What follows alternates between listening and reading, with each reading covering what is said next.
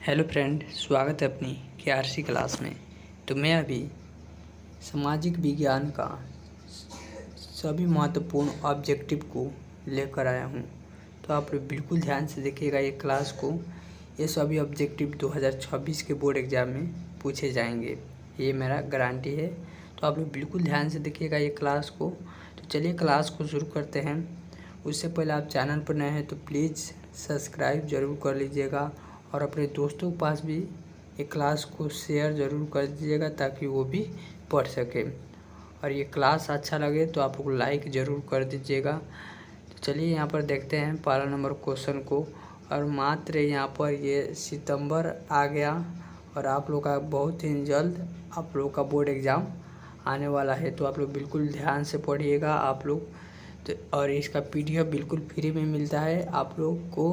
तो आप लोग इसे डाउनलोड करके याद कर लीजिएगा पूरा PDF को। यहीं से पूछेगा बोर्ड एग्ज़ाम में। और ये सभी क्वेश्चन बोर्ड एग्ज़ाम में पूछा गया ऑब्जेक्टिव क्वेश्चन है। 2011 से लेकर 2015 यहाँ पर 25 तक पूछे गए बोर्ड एग्ज़ाम में का ऑब्जेक्टिव क्वेश्चन है। तो आप लोग बिल्कुल ध्यान से देखिएगा एक क्लास को। और इसका PDF लेने के लिए आप लोग टेलीग्राम चैनल में जाकर ज्वाइन हो जाइएगा। तो चलिए यहाँ पर देखते हैं यहाँ पर पहला नंबर क्वेश्चन को क्या पूछ रहा है। और ये सभी क्वेश्चन यहाँ पर बोर्ड एग्ज़ाम में पूछा गया है। तो देखिए यहाँ पर पूछ रहा है हिंद चीन में क्लोन लोग किसे कहा जाता था। तो यहाँ पर पूछ रहा है हिंद चीन में जो क्लोन लोग हुए उसे ये लोग किसे कहा जाता था। तो आप लोग याद रखिएगा ये यहाँ पर किसे कहा जाता था। तो ये फ्रांसीसी नागरिक को कहा जाता था। यहाँ पर देख लीजिए विद्यार्थी को कहा जाता था, सैनिक को कहा जाता था या चीनी नागरिक को। तो ये सभी गलत है। इसका राइट आंसर क्या हो जाएगा, C नंबर हो जाएगा। तो क्लोन लोग किसे कहा जाता था, तो फ्रांसीसी नागरिक को कहा जाता था। ये हिस्टोरी में का है क्वेश्चन। तो आप बिल्कुल ध्यान से देखिएगा ये क्लास को। तो देखिए चलिए अगला नंबर क्वेश्चन को देखते हैं। तो देखिए अगला नंबर क्वेश्चन यहाँ पर पूछ रहा है युद्ध और शांति की यहाँ पर पुस्तक किसने लिखा था। तो यहाँ पर पूछ रहा है युद्ध और शांति पुस्तक किसने लिखा था। तो आप लोग इसे भी याद रखिएगा, ये भी एकदम महत्वपूर्ण क्वेश्चन है। ये सभी क्वेश्चन बोर्ड एग्जाम में पूछता है बार बार। तो देखिए यहाँ पर दिया हुआ है बिस्मार्क ने, यहाँ पर टोल्स्टॉय ने, कार्ल मार्क्स ने, या इनमें से कोई नहीं। तो इसका राइट आंसर क्या हो जाएगा, तो इसका राइट आंसर यहाँ पर B नंबर जो होगा इज राइट आंसर हो जाएगा। यहाँ पर टोल्स्टॉय ने क्या किया था, युद्ध और शांति का पुस्तक को लिखा था। तो इसका राइट आंसर B नंबर हो जाएगा। इसका सभी PDF को आप लोग बिल्कुल फ्री में मिल जाएगा। आप लोग टेलीग्राम चैनल को प्लीज़ ज्वाइन कर लीजिएगा। तो देखिए यहाँ पर तीसरा नंबर क्वेश्चन पूछ रहा है विश्वव्यापी आर्थिक संकट किस वर्ष आरंभ हुआ था। तो विश्व आर्थिक संकट यहाँ पर किस वर्ष आरंभ हुआ था। तो आप लोग याद रखिएगा ये 1929 में ये आरंभ हुआ था। 1929 में यहाँ पर आरंभ हुआ था। तो देख लीजिए यहाँ पर C नंबर में ही इसका राइट आंसर दिया हुआ है। तो चलिए अगला नंबर क्वेश्चन को देखते हैं। तो देखिए यहाँ पर अगला नंबर क्वेश्चन यहाँ पर पूछ रहा है अखिल भारतीय ट्रेड यूनियन कांग्रेस की स्थापना कब हुई थी। तो यहाँ पर पूछ रहा है अखिल भारतीय ट्रेड यूनियन की स्थापना कब हुई थी। तो आप लोग याद रखिएगा ये 1920 में हुआ था। तो देख लीजिए यहाँ पर 1920 कहाँ पर दिया हुआ है, तो यहाँ पर B नंबर में ही इसका राइट आंसर दिया हुआ है। तो चलिए अगला नंबर क्वेश्चन को देखते हैं। तो देखिए अगला नंबर क्वेश्चन यहाँ पर पूछ देता है बोर्ड एग्जाम में नमक कानून तोड़ने के लिए गांधी जी ने कौन सा स्थान चुना था। तो देख लीजिए यहाँ पर दिया हुआ है नमक कानून तोड़ने के लिए कौन से स्थान चुने थे। तो आप लोग याद रखिएगा ये दांडी स्थान चुने थे। दांडी पहुंचकर 1930 में क्या किए, नमक कानून को तोड़ दिए। तो इसका राइट आंसर क्या हो जाएगा, तो इसका राइट आंसर यहाँ पर देखिए D नंबर में ही दिया हुआ है। D से यहाँ पर D फॉर दांडी। तो चलिए अगला नंबर क्वेश्चन को देखते हैं। तो देखिए अगला नंबर क्वेश्चन यहाँ पर पूछ रहा है बंगाल विभाजन कब हुआ। यहाँ पर पूछ रहा है बंगाल विभाजन कब हुआ था, तो आप लोग याद रखिएगा बंगाल विभाजन ये बिहार और बंगाल एक में था और इसको विभाजन कब कर दिया गया, तो इसे विभाजन 1905 में कर दिया गया था। तो इसका राइट आंसर ए नंबर हो जाएगा। तो चलिए अगला नंबर क्वेश्चन को देखते हैं। और यहाँ पर देख लीजिए एक और क्वेश्चन यहाँ पर पूछ देता है 1906 में क्या हुआ था, तो यहाँ पर याद रखिएगा मुस्लिम लीग की स्थापना हुआ था। तो इसे भी याद रखिएगा मुस्लिम लीग की स्थापना हुई थी, तो आप लोग इसे भी याद रखिएगा। तो 1906 में क्या हुआ था, तो यहाँ पर मुस्लिम लीग की स्थापना हुई थी। तो चलिए अगला नंबर क्वेश्चन को देखते हैं। तो देखिए अगला नंबर क्वेश्चन यहाँ पर पूछ रहा है, ये भी एकदम महत्वपूर्ण क्वेश्चन है। यहाँ पर देखिए दिया हुआ है गोल घर का निर्माण कब हुआ था, तो देख लीजिए यहाँ पर गोल घर का निर्माण कब हुआ था, इसे भी आप लोग याद रखिएगा। तो गोल घर का निर्माण कब हुआ था और किसके कारण वो बनाया गया था, वो भी यहाँ पर पूछ रहा है। देख लीजिए दोनों क्वेश्चन यहाँ पर ले आया हूँ। और ये देखिए आप लोग यहाँ पर गोल घर का निर्माण कब हुआ था, तो गोल घर का निर्माण यहाँ पर 1786 ईस्वी में हुआ था। तो इसका राइट आंसर क्या हो जाएगा, तो इसका राइट आंसर सी नंबर जो होगा इज राइट आंसर हो जाएगा। तो चलिए अगला नंबर क्वेश्चन को देखते हैं। तो देखिए अगला नंबर क्वेश्चन यहाँ पर पूछ देता है गोल घर किस उद्देश्य से बनाया गया था, तो यहाँ पर पूछ रहा है किस उद्देश्य से बनाया गया था, तो आप लोग इसे भी याद रखिएगा।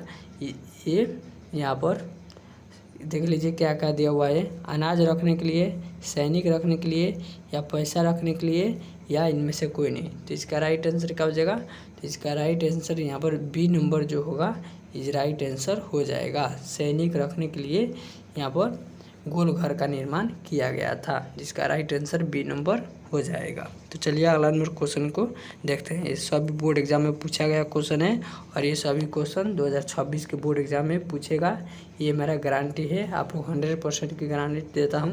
आप लोग बिल्कुल ध्यान से देखिएगा एक क्लास को।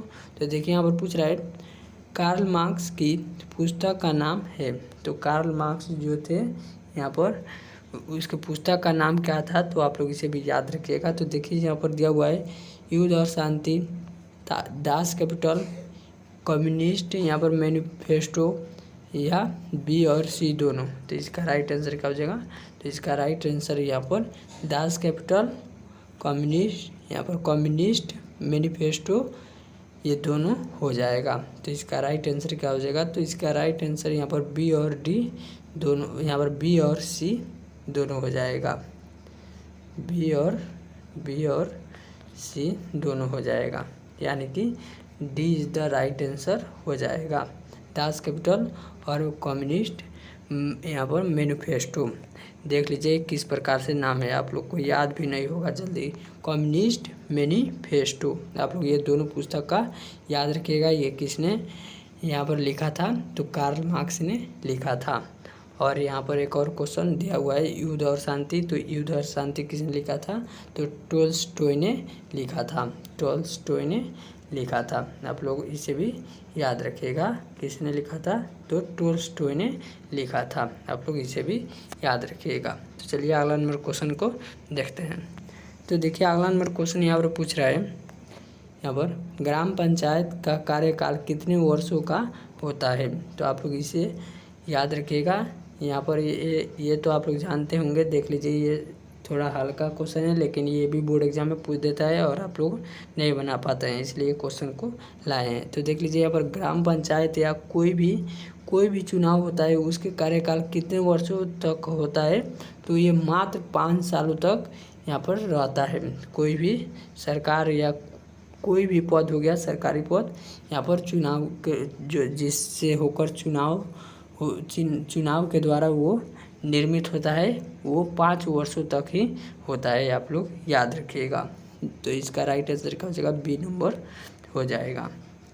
जो भी चुनाव के जरिए यहाँ पर पद पर बैठता है वो कितने वर्षों तक होता है, तो 5 वर्षों तक याद रखिएगा। इसका राइट आंसर बी नंबर हो जाएगा। तो चलिए अगला नंबर क्वेश्चन को देखते हैं।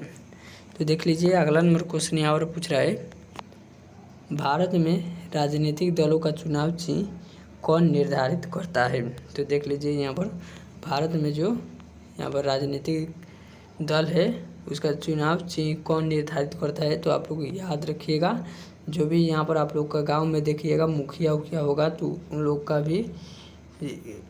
भी चुनाव चिन्ह होगा। तो उन लोगों का चुनाव चिन्ह क्या है आप लोग का गाँव का? आप लोग कमेंट में ज़रूर बताइएगा आप लोग का क्या होगा। किसी का होगा यहाँ पर बैगन छाप, किसी का होगा मूली छाप, इसी प्रकार से सभी का होता है। तो आप लोग कमेंट में ज़रूर बताइएगा आप लोग का मुखिया का चुनाव चिन्ह क्या है। और देखिए यहाँ पर भारत का चुनाव चिन्ह का निर्वाचन कौन करता है? तो आप लोग याद रखिएगा, यहाँ पर चुनाव आयोग करता है। तो इसका राइट आंसर क्या हो जाएगा? तो इसका राइट आंसर यहाँ पर डी नंबर हो जाएगा। तो चलिए अगला नंबर क्वेश्चन को देखते हैं। और आप लोग एक और क्वेश्चन यहाँ पर याद रखिएगा, जो चुनाव आयोग कराता है उसका क्या नाम है? तो आप लोग याद रखिएगा, वो अध्यक्ष का नाम है यहाँ पर ज्ञानेश कुमार। और यहाँ पर राहुल गांधी, जो कि वोट चोरी का यहाँ पर इस पर आरोप लगाए हुए हैं। आप लोग देख रहे होंगे सोशल मीडिया पर बहुत ज़्यादा ये सभी वायरल हो रहा है। तो चलिए अगला नंबर क्वेश्चन को देखते हैं। जो चुनाव आयोग यहाँ पर ज्ञानेश कुमार जो है वो मेन हेड है, उसी का अध्यक्ष मेन है। आप लोग इसे भी याद रखिएगा। तो चलिए अगला नंबर क्वेश्चन को देखते हैं। तो देखिए अगला नंबर क्वेश्चन यहाँ पर पूछ रहा है, झारखंड राज्य का गठन कब हुआ था? तो यहाँ पर पूछ रहा है झारखंड राज्य का गठन कब हुआ था? तो देखिए कि क्या क्या दिया हुआ है। 1 नवंबर 2000 को, 9 नवंबर 2000 को, 15 नवंबर 2000 को, 10 नवंबर 2000 को। तो इसका राइट आंसर क्या हो जाएगा? तो इसका राइट आंसर यहाँ पर सी नंबर जो होगा इज राइट आंसर हो जाएगा। तो 15 नवंबर 2000 को हुआ था। तो चलिए अगला नंबर क्वेश्चन को देखते हैं। तो देखिए अगला नंबर क्वेश्चन यहाँ पर पूछ रहा है, भारतीय संविधान की 8वीं अनुसूची में कितनी भाषाओं को दिया गया है? तो देख लीजिए, ये भी एकदम महत्वपूर्ण क्वेश्चन है। ये सभी बोर्ड एग्जाम में पूछता है यही सभी क्वेश्चन। तो देख लीजिए यहाँ पर दिया हुआ है, भारतीय संविधान में 8वीं अनुसूची में कितने भाषाओं को स्थान दिया गया है? तो आप लोग इसे भी याद रखिएगा। इसका राइट आंसर यहाँ पर 22 हो जाएगा। 22 भाषाओं को स्थान दिया गया है। इसका राइट आंसर बी नंबर हो जाएगा। तो चलिए अगला नंबर क्वेश्चन को देखते हैं। तो देखिए अगला नंबर क्वेश्चन यहाँ पर पूछ रहा है, भारत में किस प्रकार की शासन प्रणाली है? तो भारत में किस प्रकार की शासन प्रणाली है? तो आप लोग इसे भी याद रखिएगा, ये भी एकदम महत्वपूर्ण क्वेश्चन है। यहाँ पर दिया हुआ है भारत में किस प्रकार की शासन प्रणाली है? तो यहाँ पर संघीय और संसदीय है। तो देखिए यहाँ पर इसका राइट आंसर बी नंबर हो जाएगा, संघीय और संसदीय है। तो चलिए अगला नंबर क्वेश्चन को देखते हैं। तो देखिए यहाँ पर अगला नंबर क्वेश्चन पूछ रहा है, भारत में पहला नगर निगम कहाँ बना? तो यहाँ पर याद रखिएगा, जो सफाई करते हैं शहरों में, देखिएगा आप लोग शहर में गए होंगे तो यहाँ पर जो सफाई करते हैं नगर निगम सबसे पहले भारत में कहाँ बना था? तो आप लोग याद रखिएगा, यहाँ पर मद्रास चेन्नई में बना था। तो इसका राइट आंसर यहाँ पर सी नंबर हो जाएगा। इसे भी आप लोग याद रखिएगा, एकदम महत्वपूर्ण क्वेश्चन है। तो चलिए अगला नंबर क्वेश्चन को देखते हैं। तो देखिए अगला नंबर क्वेश्चन यहाँ पर पूछ रहा है, भारत में मतदान योग्य की न्यूनतम आयु क्या है? तो यहाँ पर भारत में जो मतदान यानी कि वोट देने का अधिकार कितने वर्षों तक है? कितने वर्षों के लोग को वोट देने का अधिकार हो जाता है? तो आप लोग इसे भी याद रखिएगा। जो भी आप लोग 18 साल को तो नहीं हुए होंगे, लेकिन आप लोग के माता पिता भाई बहन हो गए होंगे तो भैया तो वो 18 साल के ऊपर के वोट देने का अधिकार हो जाता है। तो इसका राइट आंसर डी नंबर हो जाएगा। तो चलिए अगला नंबर क्वेश्चन को देखते हैं। तो देखिए अगला नंबर क्वेश्चन यहाँ पर पूछ रहा है, लोकतंत्र का प्राण किसे कहा जाता है? तो लोकतंत्र का प्राण किसे कहा जाता है? तो आप लोग याद रखिएगा, राजनीतिक दल को। तो देखिए यहाँ पर राजनीतिक दल यहाँ पर ए नंबर में ही इसका राइट आंसर दिया हुआ है, राजनीतिक दल को कहा जाता है। आप लोग इसे भी याद रखिएगा। तो चलिए अगला नंबर क्वेश्चन को देखते हैं। तो देखिए अगला नंबर क्वेश्चन यहाँ पर पूछ रहा है, निम्न में से कौन रबी फसल है। तो यहाँ पर पूछ रहा है निम्न में से कौन रबी फसल है। तो आप लोग याद रखिएगा गेहूँ जो होता है यहाँ पर गेहूँ और जो सरसों होता है ये सभी यहाँ पर ये रबी फसलें होती है। तो इसका राइट आंसर यहाँ पर सी नंबर दिया हुआ है। तो चलिए अगला नंबर क्वेश्चन को देखते हैं।